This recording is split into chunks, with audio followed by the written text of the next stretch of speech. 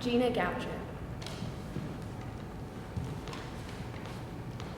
So, my case. The day before, I had gone to work here. You see, our workshop is a little building right over there, and it's about 92% recycled. Even the shingles and the foundation are recycled. So I start my plants out there in mid-March, and then we move them out front to the hotbeds. So I would come over here in the morning and work all day. I'd go back for supper at night. So anyway, that day, I went to work. My folks weren't around. They had been planning a trip to Sugar Grove.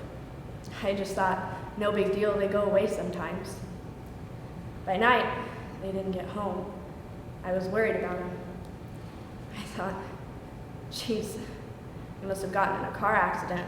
But what do? Call hospitals? Not between here and Sugar Grove. And the police, I know, wouldn't investigate until they'd been missing for 24 hours, so I just basically stayed by the phone till midnight, then went to bed. Next morning, I got up to call the police, and a customer came walking up the driveway looking for motorcycle parts. And in the back, where we thought the part might be, is where we found my father's body.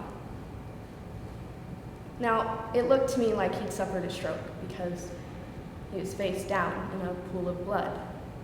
And he obviously was dead. I felt his pulse. So all of a sudden, here's my father's body. My mom's been missing. So I called the paramedics, who called the police, who tell me they suspect foul play.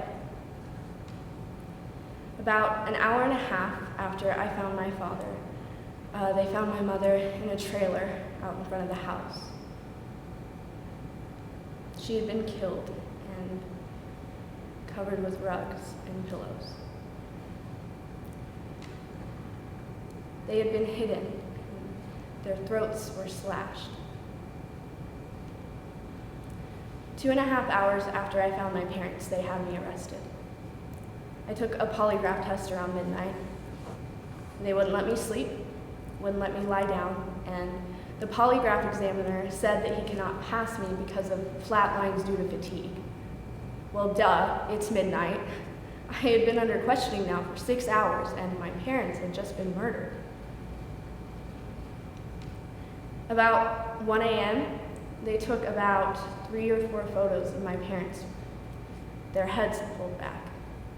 You could look down their throats.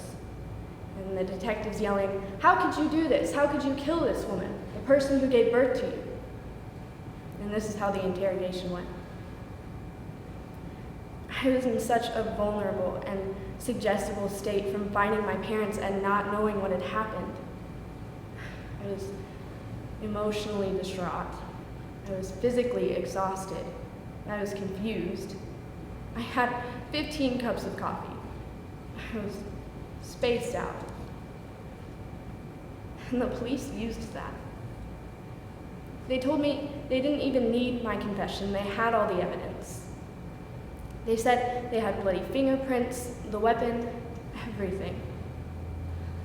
I was brainwashed, man. They told me, "We can't lie to you or we'd lose our jobs." They seemed very sincere too, very believable. They actually made me think I had a blackout and did it. I said, "Look, if I killed my parents, I want to know about it." So I said, okay, if I could construct the situation in my mind. I finally volunteered to give what they call a vision statement, a hypothetical account of what I would have done if I had killed my parents, to try to jog my memory.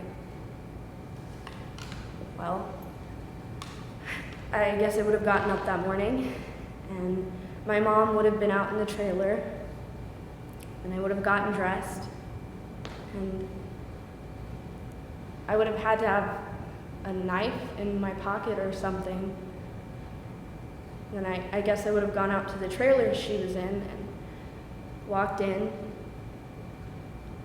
I would have had to have reached out toward my mom.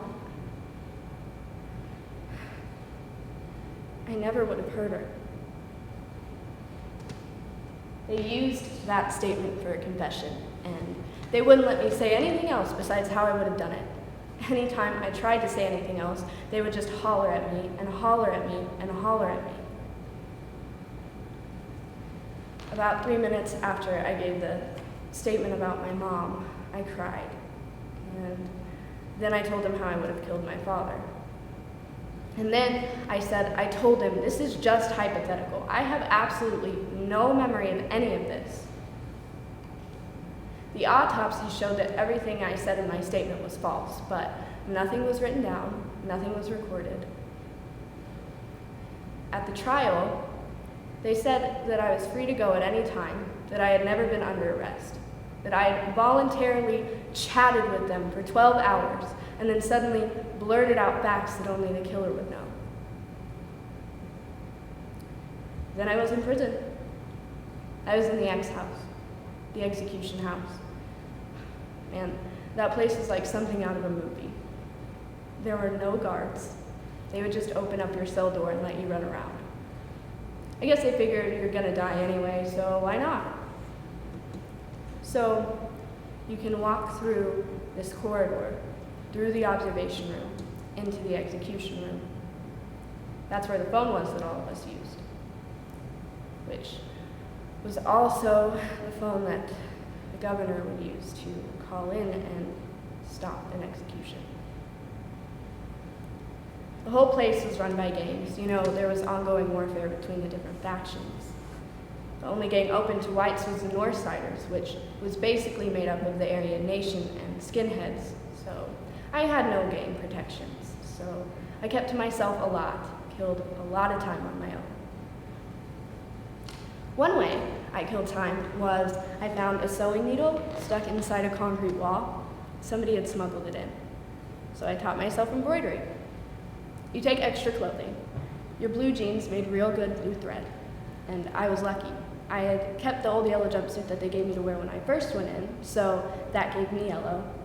You take apart your sheet, that gives you white. So I had 3 different colors of thread just from unraveling cloth.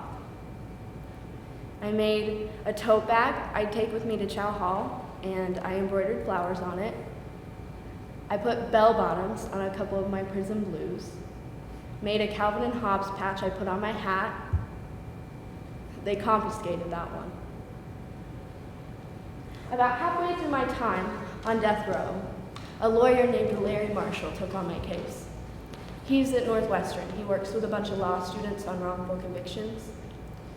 My twin sister found out about him and went down there literally through a blinding snowstorm to see if he would take me on. And he said yes. Man, that was like the cavalry coming. Once he started looking at it, Marshall found out about this motorcycle gang called the Outlaws. Guys gain entrance into the gang by performing violent acts. They killed a bunch of people, they bombed the Hells Angels, they just did a bunch of stuff. And the federal government, the ATF, was running wiretaps on them.